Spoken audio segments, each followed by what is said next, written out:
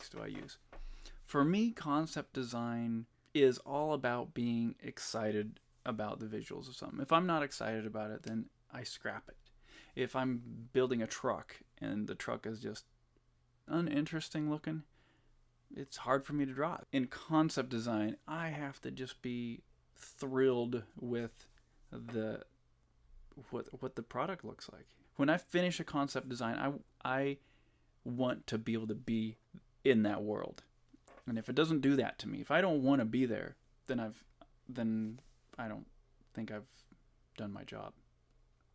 What does the term world building mean to you in relation to comic creation?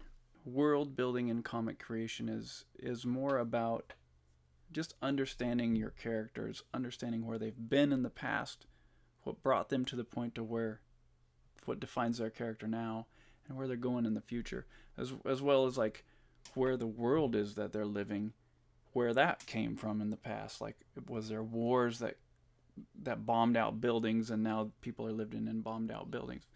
You know, what brought it to the point that it is now? And you don't have to explain all that stuff in the dialogue.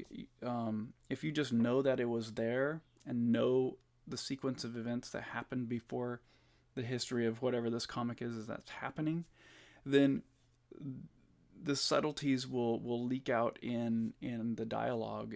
World building is that, knowing what it is that created this world that you have, but not explaining it, just letting the visuals and the dialogue subtly fill the reader in. And so if they put all the pieces together, they'll be able to understand what happened.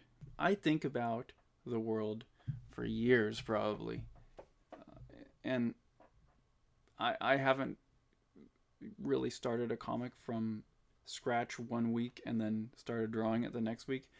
And the history of all my comics has been, I've had these ideas since I was a little kid and thought about them, did scribbles for them, little loose character designs, never really refined anything, but just thought about it over and over and over again, and thought about how the stories could unfold. I don't really draw maps. I think, again, that's something I have in my head. If there's something real specific I need to figure out, then I might do a little overhead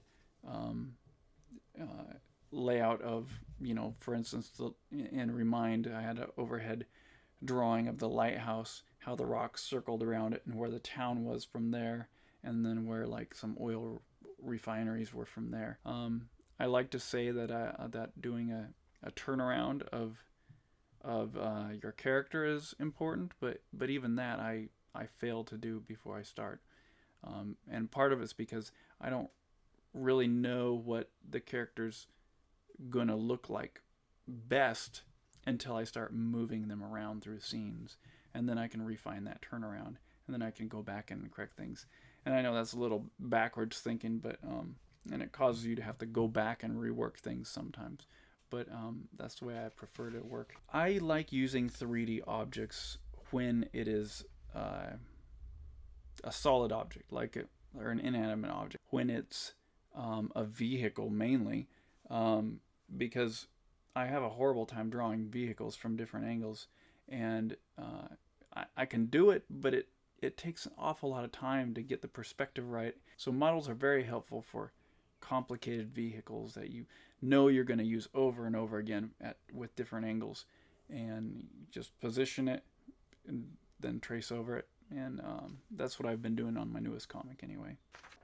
I don't really finalize any artwork before I start the actual pages. I do all sketches beforehand. It's just sketches. Sketch. And then when I start a comic, when I actually start the comic, that's when I start pushing it to the finished product, to what the final render will look like, of the line work and everything. To me it's so much work. I don't get a lot out of just drawing for the sake of drawing. I like drawing to serve a narrative, and that's what's more fulfilling for me. And so all the finished work is in the comic. Good luck, guys.